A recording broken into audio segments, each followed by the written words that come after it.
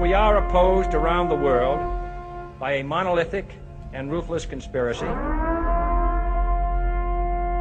that relies primarily on covert means, on infiltration instead of invasion,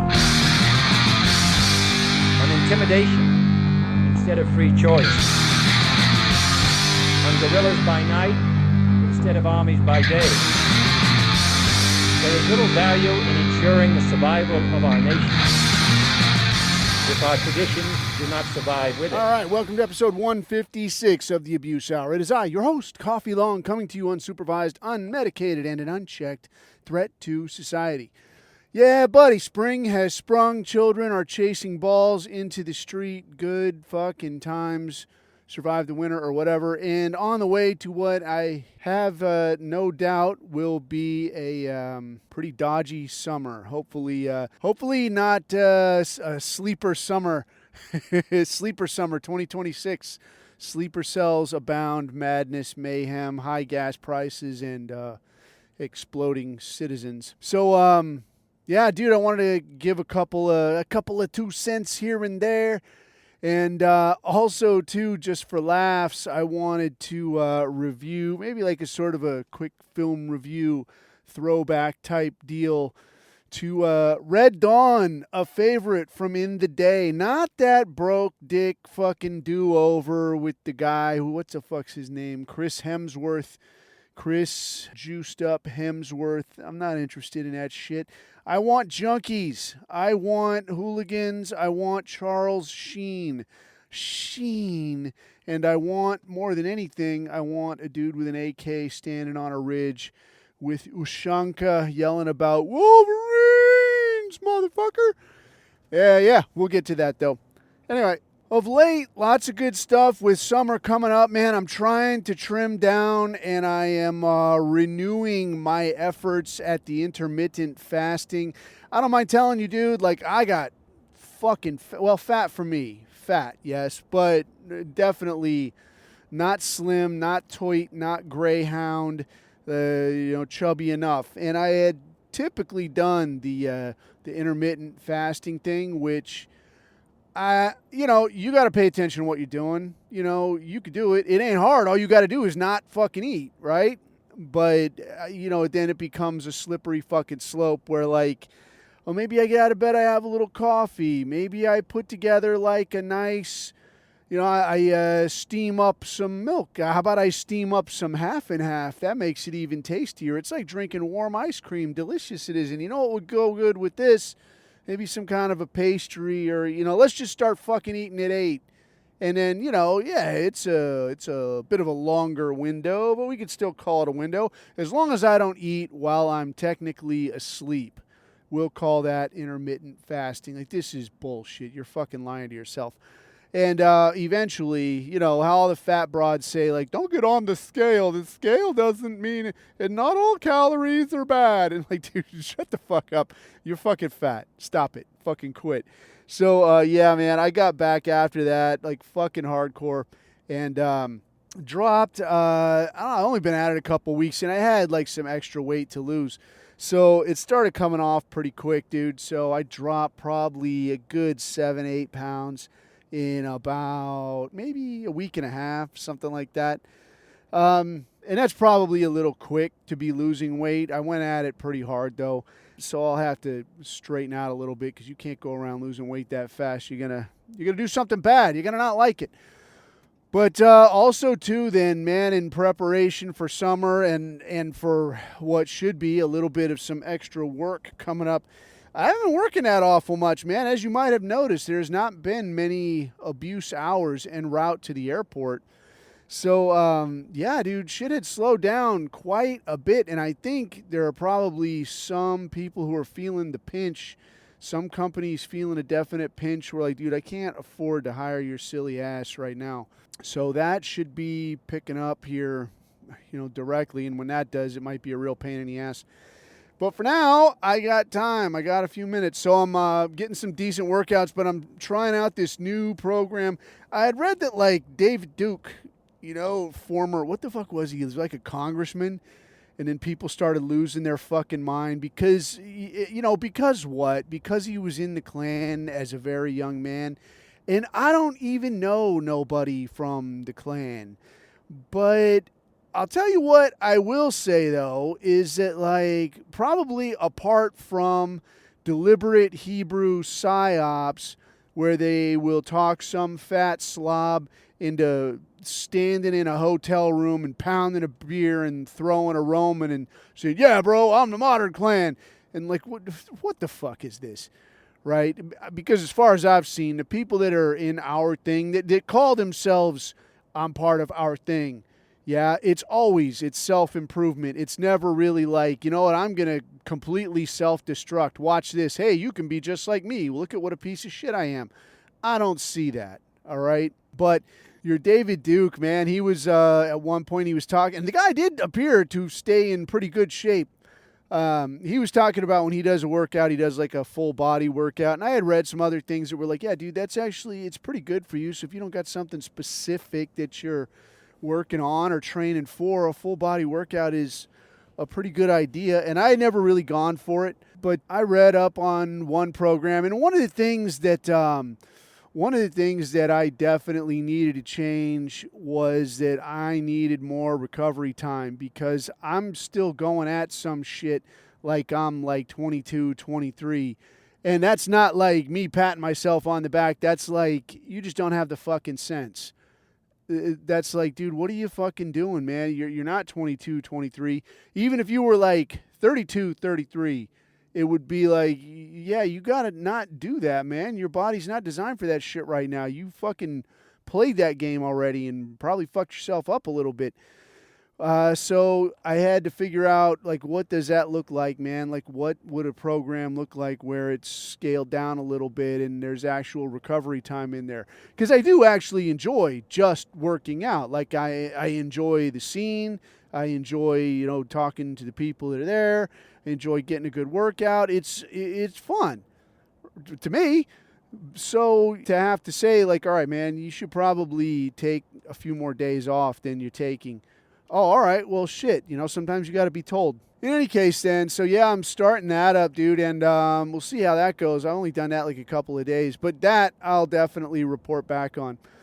Apart from that, dude, this obviously the Iran situation continues, and I had a thought this morning because I was listening to some of this stuff, and the gap just seems to be widening, even among people who sound like they should know what the fuck they're talking about. There's a couple of, dude, even among like dudes that are putting out, like there's former intel dudes, like military intel dudes, which, if you say military intelligence, some people get this idea that it's like this motherfucker in the know, like it's the Gestapo or some shit. It is not that. It is a long fucking way from that.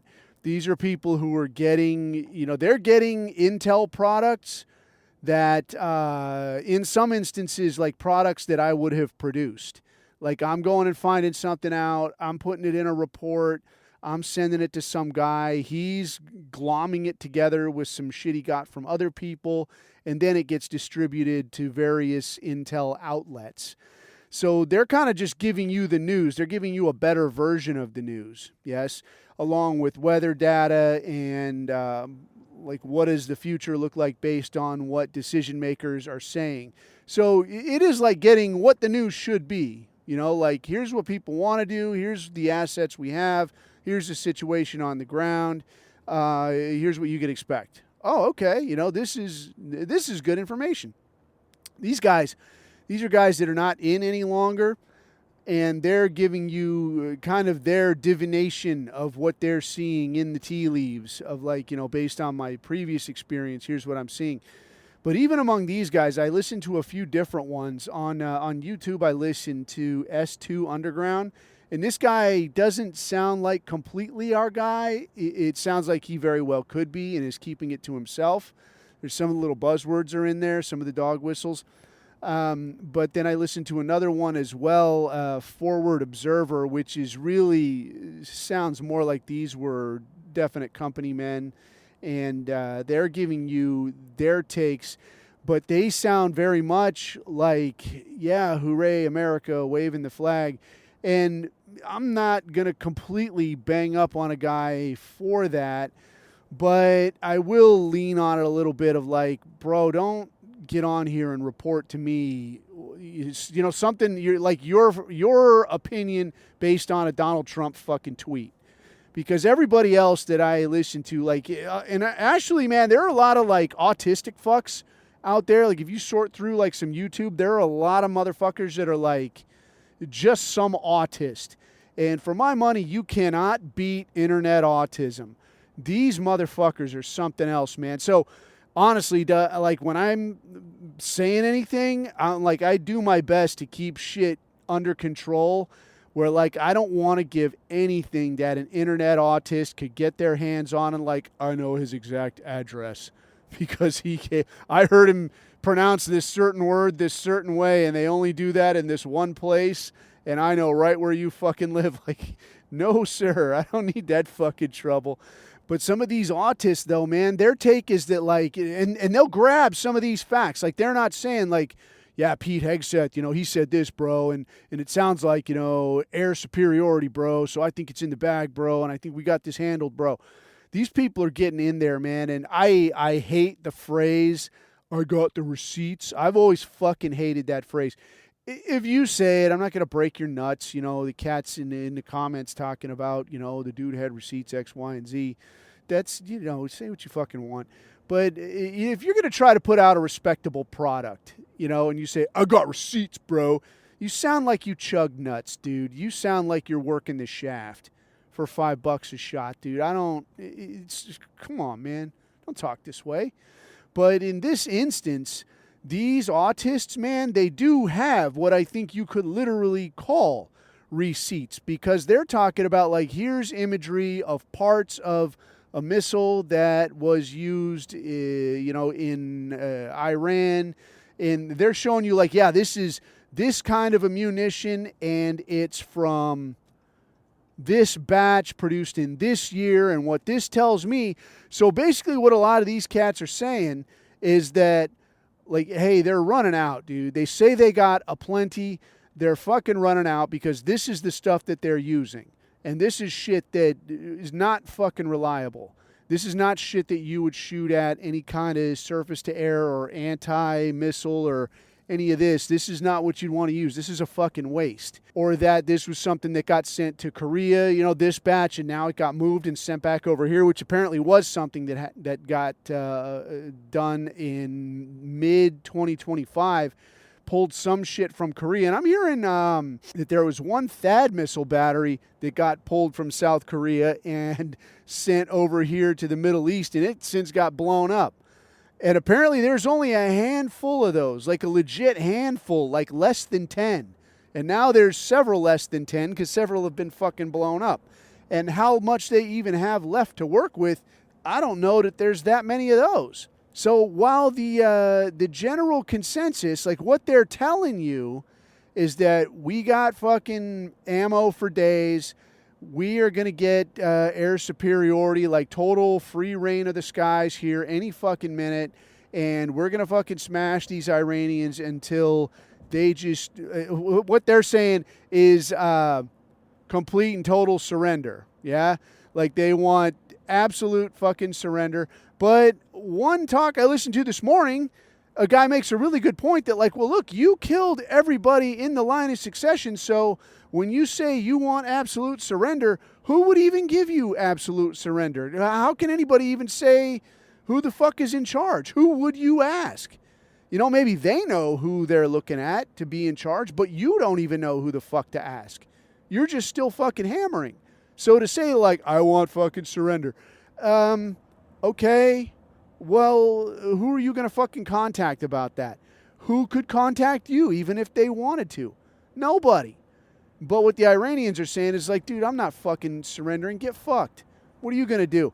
And there was I want to say it was Fox News, had one of the, maybe Pezeshkian, the Iranian president, I believe, right? I could be fucked up on these names or positions, but had this guy on, somebody in the Iranian government, talking about well, man, aren't you scared if the U.S. invades? What are you going to do if they put boots on the ground?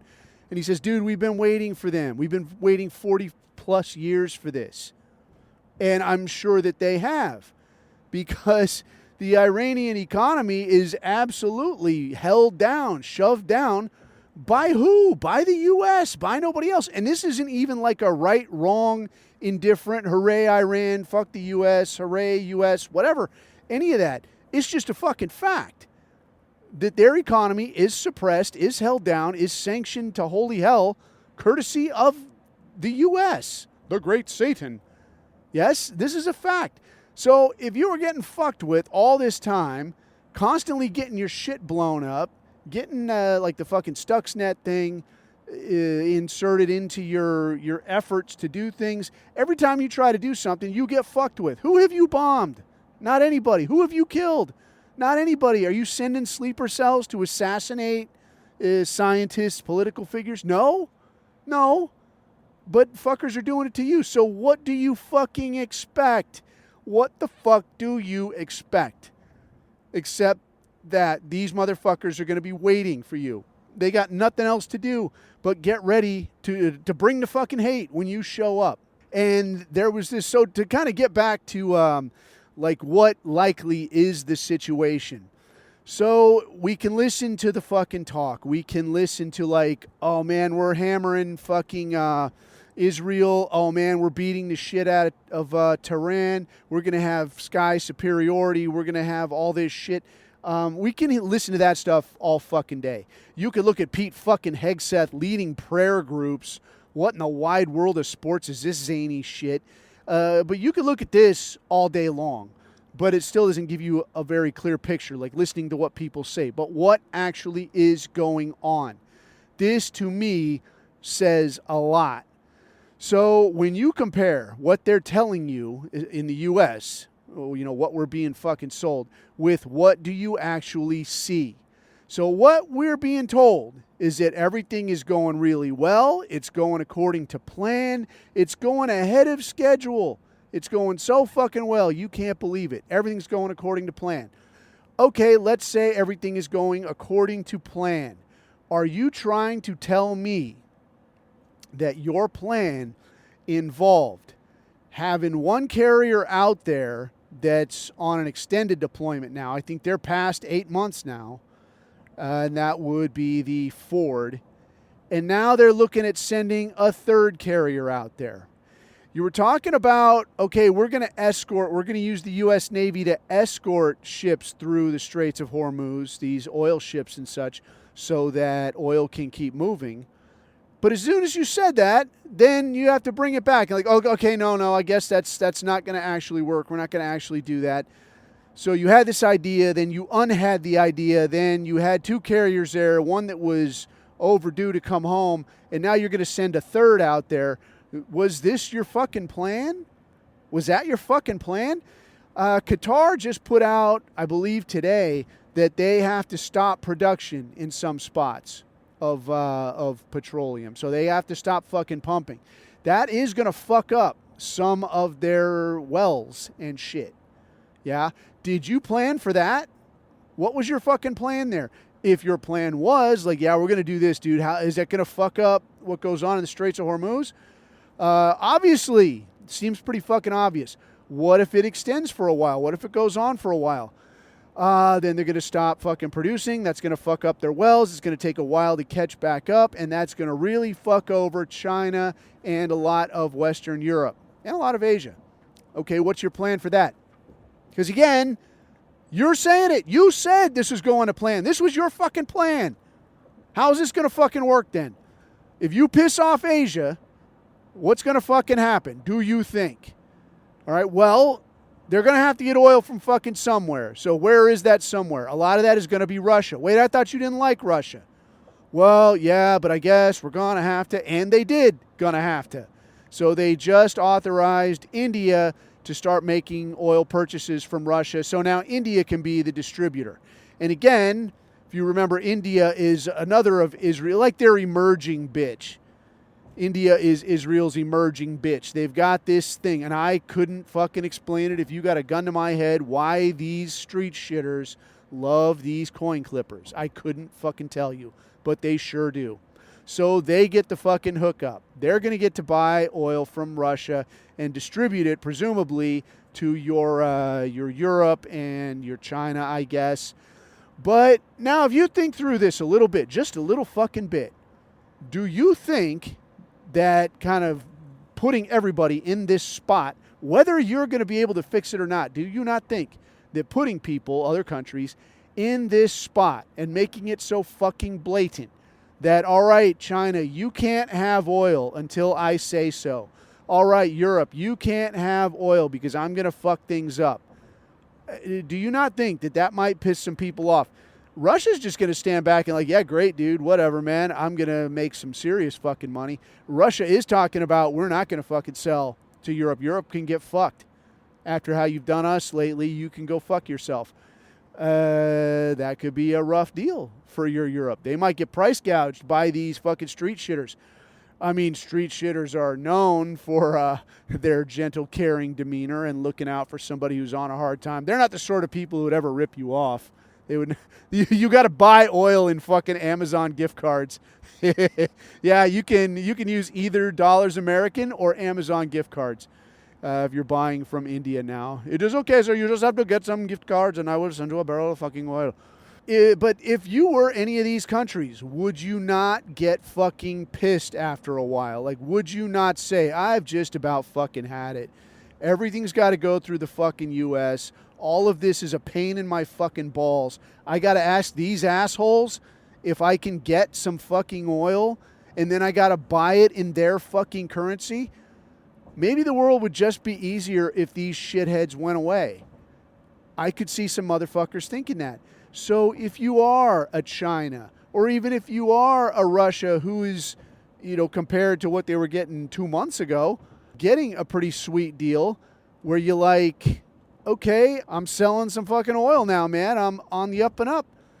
You could still see them getting pissed off. They're like, I don't need this aggravation. I should just be able to do this anyway. Why would I be fucking happy over something I should be able to do anyway? And instead, I got to wait on your fucking ass because of how bad you fucked this other stuff up. So you could see now where like your Russia and your China would say like, you know what, maybe I just help a little. Maybe I just help Iran. Maybe I give them some targeting data. Maybe I feed them some intel. Maybe I give them a little how-to. And surprise, surprise, that is what you're seeing now, that China and Russia are feeding. And that's the widespread rumor, though. I don't think it's specifically confirmed that Iran was able to do this or hit this target because of this specific information. I don't think that kind of thing is ever going to come out. But it appears that this is the situation, that your China and your Russia are helping out. And how the fuck can you blame them after all of the fuck games? I mean, you fuckers, you did chip in plenty on this fucking Ukraine thing. Like, you gotta fucking expect it. Like, shit, Russia's probably gonna fuck us around on this one. And it appears that they are.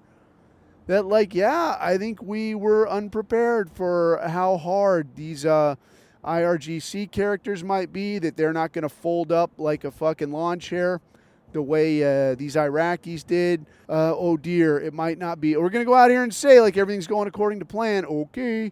But in reality, it does not appear to be the case. On top of which, I just today saw an article on Zero Hedge talking about how the U.S. is asking American munitions companies to quadruple their production.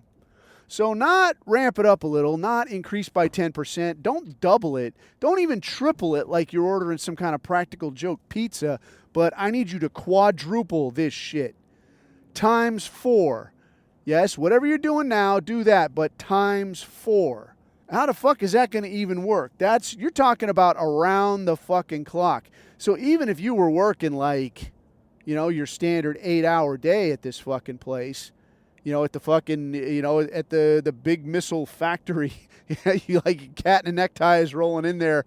Well, I hope I don't have to make a bunch of missiles today. Welcome to the busy missile factory. Even if you were working your standard 8-hour day, still, if you turn it into a 24-hour shift, That's only 3 times. That's only tripling. You don't need triple. I need quadruple, and that's what they're asking for. So, one, that's an extremely tall order. You're going to have to shit a metric ass ton of materials, hire a bunch of extra people who you're only going to have to lay off later. So now, assuming this thing ends in 100 days, you're going to have to lay those people off, which means you're going to have to pay them, which means that the price tag on this thing isn't just going to be quadruple. This is considerable ass pain. So it's going to be a huge fucking price tag. And who's going to be paying for that? You are, motherfucker. So you might have wanted all kinds of shit. You might have wanted the pothole in your fucking road fixed. Guess what's not happening? That's not happening. Israel's still going to have free health care. All you're going to be getting is 4 times the missiles, which gets you exactly fuck all. So you can kind of see, I suppose, where this was your plan. Like, if the rule you follow, if the rule you follow brought you to quadruple missiles, of what use was the rule? This is fucking stupid. So that's where we're at right now, man. And the idea, like initially, then it's going to be done in a few days. It's going to be no boots on the ground. Holy shit! I am driving through the fucking ghetto, dude. I got to get the fuck out of here before the sun goes all the way down. It looks like zombies are going to be out soon. Anyway. So they're talking about, there's going to be no boots on the ground, man. Don't fucking sweat the load. It's going to be over quick. Don't be crazy. But now you've got, it was talk about, we're going to get the Kurds to do this thing. We're going to get them to push in here. But now it sounds like there's some pushback of like, hey, assholes, you've done nothing for us. You've let us twist all kinds of different ways. So on this, hey, why don't you take the northern, I guess what would it be, like what is that, northeastern maybe? Something in the north part of Iran. It's sort of reverted to, actually, why don't you go fuck yourself? And whether we do anything for you, that's just, we'll have to see what we could see. So instead, now they're talking about National Guard units. They're talking about spinning up like the 82nd and 101st, which... Okay, well, apparently they have spun them up. Leave has been canceled. People have been recalled. And they're talking about, get your ass back to the fucking command. And probably, who knows? Who knows, right? Maybe it's just a drill. It's just a drill, Goy. But when you start talking about National Guard and this kind of shit, reservists and shit, and that was what I heard, National Guard and reservists. This... just says to me, like, well, what are these people for? These people are to make sure that, like, a state has something on hand for if college kids get out of hand or this kind of thing. It's not a serious force.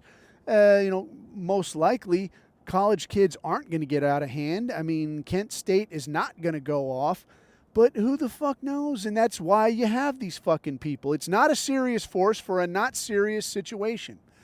And that's why they're there. But now... you're going to pull that away too. So you've pulled assets from Asia. You're going to pull assets from different states. You're going to send them over here, really dump them into a fucking meat grinder. So you're going to send them in there first thing. And we're going to just see what shakes loose, I guess. What the fuck? Your 101st then and your, I don't know, what was this, 82nd. And then I guess there was a couple other units named. But you're going to spin these guys up now. But now, again, how many troops is this? You're dropping a few thousand, and probably you are going to exactly have to drop them, because where are you going to stage out of? If you stage out of, well, you can't stage out of Afghanistan anymore, but if you're going to stage out of, say, Iraq, I don't know how the fuck that's going to work out. I don't really know how you pull this off. Like, you have to fucking drop, probably. That's what I think. You're going to have to do a fucking airdrop. And the rule of thumb, and you might find this interesting, the rule of thumb where when they talk about, like, special ops, bro, that's when you fucking, you jump out of a plane and you do this fucking thing. That is actually extremely, extremely rare. Jumping into a target. I only know of one that I have ever heard of going off, and that was to get that silly bitch. I could see her fucking face. I can't remember her name, man. But it was that deal where there was a convoy that got jacked in Iraq, and it was like some little white girl that got kidnapped, some fucking gorilla-looking black chick. And, dude, I think that girl got ran the fuck through. But, yeah, they jumped into that target. But usually the rule of thumb is that if you're jumping into a target, it's because there's literally no other way to get there. And two, if you jump into a target, it means you have to fucking win. Otherwise, there is no way to get your ass out. Yes, we had to jump your ass in because we couldn't land. We couldn't park and drop you off. So now I have to fucking win. Otherwise, there's not a way that anybody gets in here to pick me up. Do you see the concern? So how this goes, I'll tell you what I expect. Just based on, and if I'm right about any of this, then this is how it's going. But here's what I expect. I expect that the bombings will continue and the surprises from Iran will continue and Tel Aviv will continue to get fucking smashed, and they are going to start fucking dropping like 101st, your fucking U.S. soldiers. They are probably going to be boots on the ground. That is what I am expecting. If it turns out to not be that way, okay, great. I guessed wrong. I'm fine with that. But that is what I think is going to go on. Beyond that, then, that just means that this is going to get increasingly complicated. And, I mean, why would you think that this wasn't going to run on for the next several years? They're talking about 100 days. Get the fuck out of here. I mean, tell me, draw me a little fucking picture of how this is over in 100 days. You couldn't, fucking button up Iraq, couldn't button up Afghanistan, and you had air superiority from day one. How the fuck are you going to do this in 100 days? You couldn't do that one in, I mean, dude, what's 20 years times 365? 6,000 days. Yeah, not pretty, not a pretty picture. So moving along then, let's talk about some pleasant shit. All right, so continuing on, man, I'll tell you what, the magic of editing, I had to, I'm driving out through the fucking hood to pick up some Take 'em Out from, of all fucking things, some weird-ass Chinese barbecue place. I thought it was like a normal barbecue place, and then I look at it, and it's like, it's a weird fucking Chinese barbecue place. I'm like, what the fuck is this? What's this meant to be? And it's in the fucking hood. Like, it got recommended to me. Like, oh, you got to go here, man. So I go out here, and it's in the fucking hood, and it's this hipster-ass, unbelievable, dude. I put a picture of a cocktail I'm having there in the chat. There's a nog on a bicycle right in front of me right now, on somebody's bicycle. I'm sure it's not his bicycle. So I'm out here, and it's one of these, like, your standard hipster fucking joint where it's like the surrounding neighborhood is like a fucking war zone, man. But you get these cats in there, and I guess if they're good for nothing else, these hipsters are good for, like, they do support their own co-hipster business. But I'll tell you what I don't like. I'll tell you what I don't like is there was a fucking gay flag. There's another nog on a bicycle. What is it with nogs and bicycles? And finally, 6 letters were reserved for the nogs who above all crave bicycles. You can't do a thing with them, man. I mean, why don't you crave homes with running water or intact windows? You got to crave bicycles.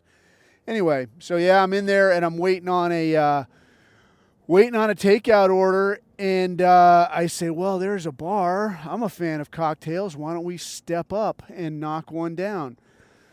And this chubby, what I'm sure is some kind of lesbian who had no choice but to forge me a cocktail. She made a halfway decent old-fashioned, and they had some rye whiskey in there. I have to tell you, I feel like a little bit of a douche nozzle.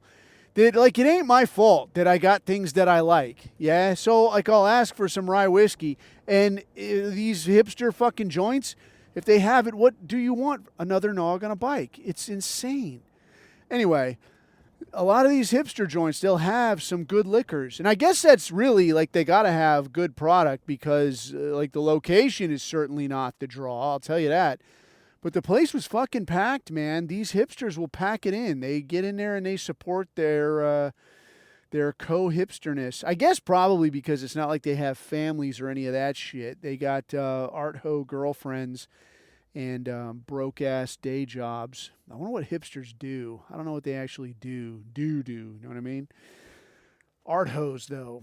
I like art hoes. Anyway, back to it. You could tell like I had a little bit of a cocktail action going. Might have had one, might have had more than one. It's hard to say. Sometimes you lose count. You don't always know. Coffee, are you driving? I'm not driving. All right, let's continue. So, yeah, I was going to talk about Red Dawn, that movie Red Dawn.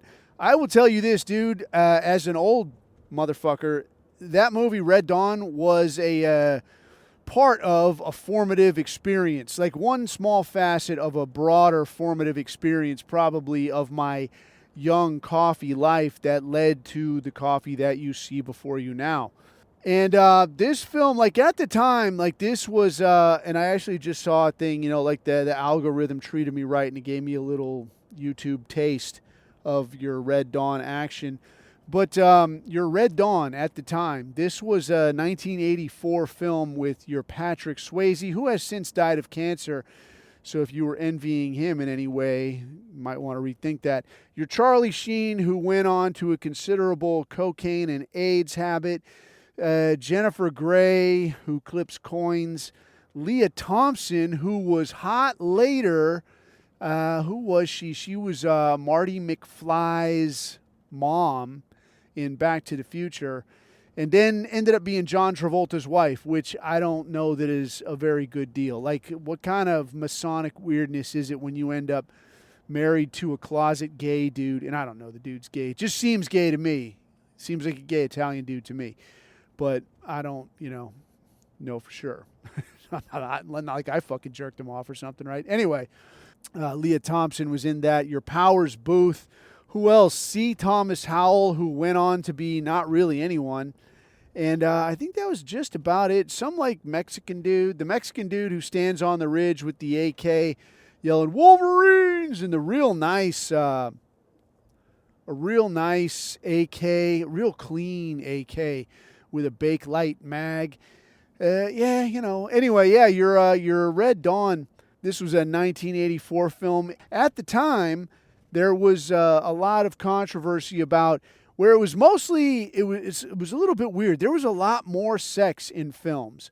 Like now, not so much. There's not anything. At the time, there was a lot of fucking on films and in TV. It was suggested. Like you don't know what's going on, but you know what's going on.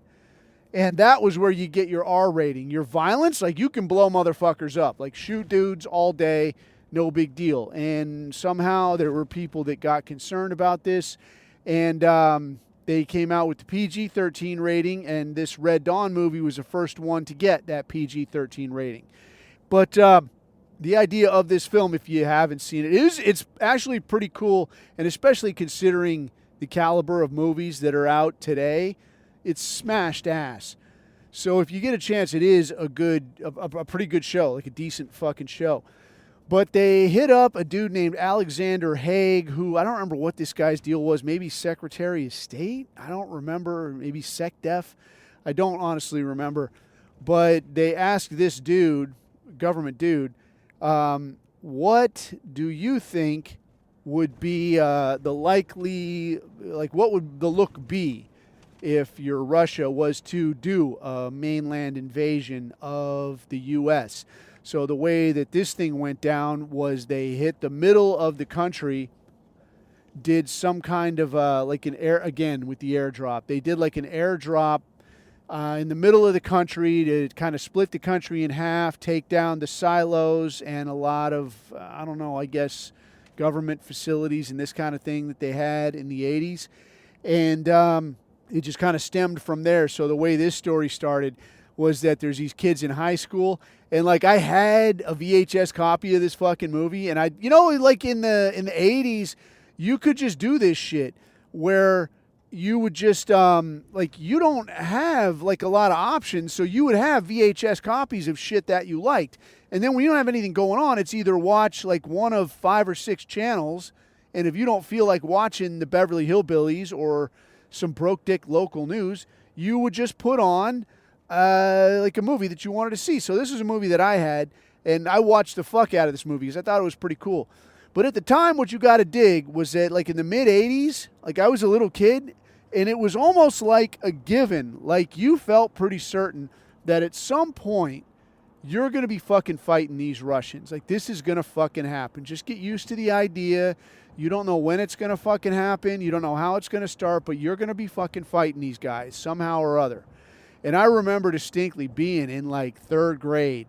And they do these duck and cover drills. Like, they no shit do this drop. They call it drop drills. And like the idea, again, it was like just like the fucking 1950s duck and cover shit where you get under your desk and you cover your head. And, you know, in retrospect, like, this is fucking retarded, dude. This is silly as fuck. Like, what the fuck difference does it make if a nuke hits over there, you know, like, you know, right here next to you? Does it really matter if you're under your desk or standing on your desk? Does this really change anything? I don't know that it does. But they would do this shit, and they took it seriously, man. So, like, the teacher would walk up there and look at everybody and, like, drop, and you're like, oh, shit, and you jump under your desk. Okay, good. That was good, everybody. Good job. and that's what you're getting ready for, man, because at some point, dude, you're going to be fighting these fucking Russians. And you're like, fuck, dude, I hope it doesn't happen. You know, I hope I'm ready. I hope I get a little older and I'm ready to get it on. But that's how you were rolling. So when this thing came out, then this was 1984, probably like the height of this shit, where, like, these motherfuckers, bro, they want to, they hate us for our freedom. Like, a la George Bush, right? Like, they hate you for your fucking freedom. I'm going to come all the way over here to fuck you up over some shit that I can't actually put in my pocket and take back to the house. Yeah, simpler times, stupider times.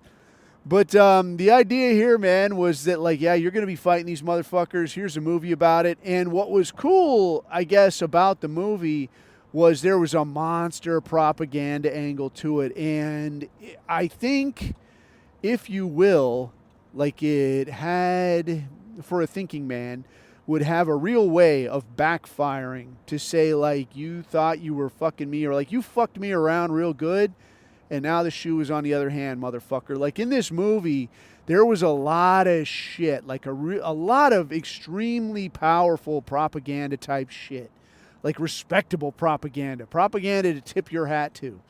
So some of the shit straight away, man, was like just the ice cold, hard ass, bring the fucking heat vibe that they're seeing off of these Russians. And if you'll notice, man, this is something that I fucking noticed about villains in movies. Like, in movies, the good guy always has, like, there's some kind of conflict. Like, bro, I know I should do this. Like, this motherfucker done me wrong and I should fucking kill him at his house. But I can't do that, man, because then I'm sinking to his level and I don't want to lose my humanity, or some kind of Hebrew bullshit. But this is the shit they would pitch you, right? But the villain in this fucking thing is like, this motherfucker does not care. This motherfucker is ice cold. This dude has a mission, he is on a mission, and he is going to fuck you up. And, I mean, if you look at any movie, like you look at like your Batman movies, right? This is how the villains are. Like, I don't have any equivocations. I'm out here to do fucking work, and you're in my fucking way. Let's get it on. This is how it fucking went down, yes? This film, same fucking way. So you've got your Russians, dude. They don't fuck around. There was some real, and I didn't know what any of this shit was at the time, man, because I'm like a young dude and I'm watching this shit. And there's like the Russian airborne deal with the light blue beret. I thought the light blue beret looked real fucking cool, man. I was like, God damn, these motherfuckers look serious. And they got like the winter, fuck, dude, what do they call it? Like the Gorka with the fucking uniform that's like it's kind of white with some little green patches and shit. And then they got like the Telnyashka underneath. And I was like, this is fucking cool as hell, dude. These are serious motherfuckers. And they're out there getting it on, dude, and the fucking high school kids. So what works, I think, here is that normally I think a reasonable person would look at this and be like, dude, don't be a little bitch. Like, why do you have to make the Americans like a little bitch? Like, they don't know what the fuck they're doing. I'm not sure. I don't want to fucking just hurt people. And then it's the bad guys, the Russians that are like they're hard asses and they don't fuck around. But in this case, because it's high school kids, you're like, all right, you got to give these fuckers some slack, right? And like they don't know for sure what they want to do, but you also kind of see this thing where like some of the characters, like there's how can I fucking say, it's like a fucking detached way that some motherfuckers are. Like you're good for this or you're not good for it. And some cats are all right with burning people down, and some cats are not. And it's like this in real life too, where some cats, like, it don't sit well with them. I remember like when the shooting shit started, there were some cats that were like, I'll be back at the house, dude. Like, I don't want to, when this rotation ends, I'm going to go be an instructor for like 10 fucking years. Like they're not good for it, right? Like they want to go do triathlons. They want to fuck around on the beach. They want to, they don't want to fucking get it on per se. Or like, maybe they will, they know how, but it don't sit right with them. It's not for them. And then there's other cats, and I was all right with this, that like, it's okay. Like, yeah, that guy fucking tried me. You knew the game. You knew the game when you fucking walked out here. And like I've given this shit a lot of thought too, that like, that was somebody's kid. Or, at some point that person was born and handed to their mother, and it was this magical fucking moment and all of this, and it's all precious and that. But everybody is like that, man. Everybody is fucking like that. And at some point you become your own person and you make the fucking decision to step out there and play the fucking game. If you play the game and you fucking lose, it ain't my fucking fault, dude. And I guess what was hard to come to terms with is that you're playing the game for a bunch of fucking coin clippers. You're playing fucking good, right? You're good at this fucking thing. You know what you're fucking doing, and you burn motherfuckers down, but who are you doing this for, dude? You're doing it for these coin clipping fucks. So when I look at it this way, this is what I guess is like this pivotal moment with, for me, that this movie is a kind of a thing where like I saw this thing and like this is a potential threat on my personal horizon, and maybe at some point I got to get it on. I need to mentally prepare myself. And now your time comes and you're in the shit, and arguably I didn't have to be there. I kind of put myself there. But at some point, you're going to fucking get it on. You better be fucking ready. You better be mentally straight for this. And now you go out here, you do your fucking thing. And now you come back, but then you find out that like, the joke's kind of on you, Goy. I really just had you over there because my oil contracts, because, I need this fucking Raytheon contract, whatever the fuck, dude. And now you're like, what the fuck? What was this about? Don't worry about it. Don't worry about it. Hey, why don't you go to the VA and see about getting some meds? Make you real mellow, all right? Take the edge off. I don't want the fucking edge off. I like my fucking edge. So there's that. Anyway, the idea, though, on this fucking film, man, it was all about the gorilla tip. And I think some of the cool takeaways was that killing motherfuckers. It all comes down to killing motherfuckers at the end of the day. Every fucking conflict. And looking at this Iran thing, I think it kind of circles back around that just like our favorite uncle said, if you want to live, you have to fight. He who would live must fight. Resources are infinite. Spot in the pecking order. If you want that fucking spot, you got to fucking fight. You got to be ready to fight. That doesn't always mean burning motherfuckers down. Sometimes it means, though, putting the fear of God into a motherfucker. Letting them know that, like, hey, dude, if you want this dance, I'm fucking here for you. I do think that there's a flavor of that coming out more recently with what I see with how people feel about the way that we've been done here in the States. They're like, hey, you slick fucks, you tricked us into this shit. A lot of motherfuckers try to point it out and, got the tinfoil hat treatment of like, oh, you're Alex Jones, you're fucking crazy. But on the other hand, too, that, like, hey, man, I went out here in good faith, dude. I was going out here to bunny ears protect the nation, and you bang me up like this. At this point, it's hard for me to look at somebody that goes, that signs on the line, and you end up in your 82nd or 101st, and now you're on the bubble to get dropped into fucking Iran and say, oh, yeah, maybe you didn't see this coming. At some point, you're kind of responsible for yourself. You're responsible for this decision. You put yourself here, dude. You had every fucking chance. All of us telling you, like, man, maybe don't do this. And now you're going to get what you fucking get. And I don't know that it's going to be good. I don't want to fucking laugh at you. But in a lot of ways, you did this to yourself. But back to the film, man, I guess what I thought was interesting about this film was that it really seemed to capture, and I couldn't really appreciate it until having done a lot of shit and then looking back at it, that I guess, as I understand it, as I see, in the little, whatever, the fucking summary documentary type shit, that the way they made this shit was, like, they actually put motherfuckers out there. Like, they say it was in Colorado. I guess it was filmed in New Mexico, in the mountains or some shit. And they're talking about, like, they put motherfuckers out there, and it was not like you're going to stay in heated trailers. Like, you're going to be out there, bro. You're going to sleep in a fucking tent. And again, this is probably Hollywood version of, I had to sleep in a tent, dude. Like, yeah, it was a heated tent. But it also has to, like, you got to think about this shit proportionally.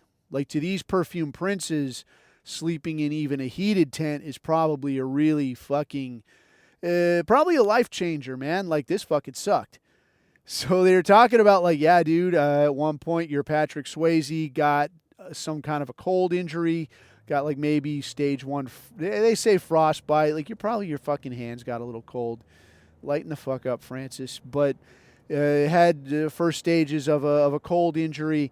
Charlie Sheen got hit, according to them, got hit in the face or hit in the eye or some shit with something from one of the explosions. Because this was when they didn't have fake explosions. Like, you had to really make shit explode, to have, like, look, a thing exploded over here. Yeah, there's no CGI, bro. There's no fucking computer explosions, real shit blowing up. Got hit in the noodle with something. But, again, maybe something small and like, oh my God, and had to get looked at for 3 hours. But to him, it was probably a real big fucking deal. So what you see in the film, if you watch it, is these fuckers don't really look as much like they're acting. Like, they look like they're fucking cold. They look like they're fucking miserable. Like, if you've been outside, you've done a little bit of extended shit, these motherfuckers look like, this motherfucker's gutting it out, dude. Like, this guy looks unhappy. Like, he looks like I'm sure I looked, sitting in the fucking bush after a couple of days. So I thought that was a really cool part of this. But what I really liked, though, about, and again, probably in retrospect that I couldn't appreciate as a young dude, was the way that it ended almost unresolved. And I still remember, like, the deal with the end of this was where at the end the guy says, in time, just like all wars end, this war ended. And they've got like a rock where they carved everybody's names in it, that had got smoked. But I guess in retrospect, what I thought was interesting was that the movie just sort of ends and you're like, is that it? Like, what happened next? Whatever the fuck happened next. And it really is just like real life. Like, if you go to war or some shit gets hectic, and honestly, you could listen to this and say, like, well, bro, I don't know that ever happens to me, or maybe I missed my shot, or maybe it's something out there that I'll never see. Dude, it's out there, and if I was a betting man, I would lay the money that it's coming here. You can't just fucking sit like this. There's an imbalance in the universe. And one of my favorite quotes that I had heard, and I can't remember even who the fuck said it now, I just remember seeing it all the time, that before man was here, war was here, and war waited for him. It's always been here, and it's always been waiting for you. It's out there. The hectic shit is coming, bro. Maybe it doesn't hit you. Maybe it doesn't come on for another 20 years, and you shuffle off. Who the fuck knows? But it's definitely fucking coming. But what I think was interesting was the idea that, like, yeah, dude, it's just a thing that happens. It's a thing that happens, and eventually it ends. But that's, just what your life looks like. It's like an episode of like a day in the life of your local coffee, man. And eventually it happens, and maybe it happens to you. But what I guess the takeaway is that, like, you got to have your shit in one sock, man. Just like the 80s, I think there's weird shit afoot. There's shit you can't see. There's motherfuckers with plans. There's motherfuckers with agendas. And if you could put a boot to their ass, put a hole where they had no holes before, that would be terrific. But not unlike the 80s, it's hard to pinpoint exactly who those people are. I don't fucking know. You don't fucking know. If we did know, maybe we could iron that out. But it's hard to fucking say. Other than that, dude, I thought, I guess by way of lightening it up a little bit, some of the sweet propaganda that was in this film, your Red Dawn propaganda, you look for this if you see it.